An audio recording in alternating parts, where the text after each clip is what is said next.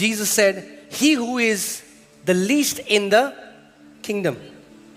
यीशु ने कहा वो जो राज्य में सबसे छोटा है.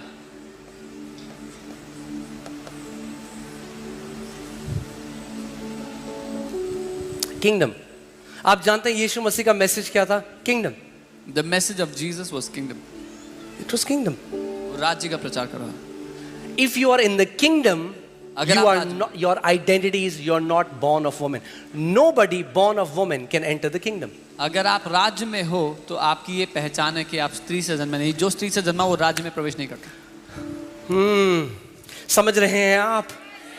हाँ, ये शारीरिक किंगडम नहीं है. This is not an earthly kingdom. शरीर से यहाँ प्रवेश नहीं कर सकते. We don't enter in by physical ways or the body. Okay?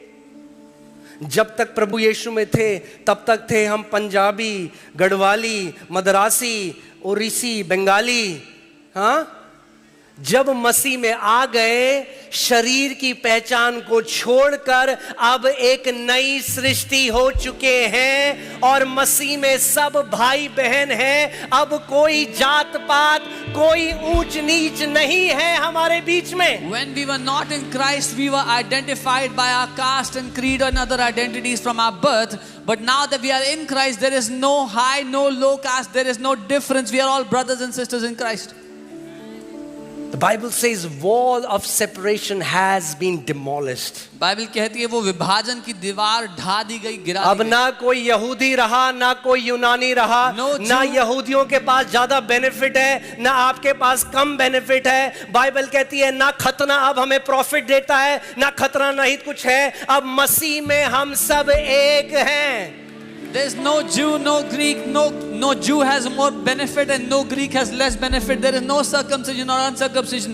We are all one in Christ, the Bible says. कितने लोग मेरी बात समझ रहे हैं? How many of you understand? कई लोग कह रहे हैं हाथ उठाने में, समझ नहीं रहे, बट हाथ उठा ले. जिस दिन भैया नया जन्म मिला, जैसे आपने देखा सांप केचुली निकाल देता है अपनी, स्किन निकाल देता है. The day you were born again, just as a snake removes the skin.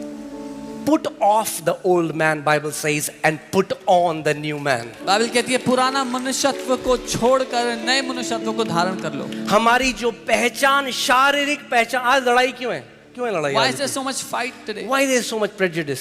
इतना लोग अपनी गाड़ी के पीछे लिखा देते हैं जाट, गुज्जर, मैं बंगाली, मैं नॉर्थ इंडियन, मैं. क्योंकि जब तक ये है ना तब तक लड़ाई है आपस में. Because as long as there are all these divisions, there is fighting among each other. यीशु मसीह उस डिवीजन को तोड़ने के लिए आ गया. Jesus came to destroy the division.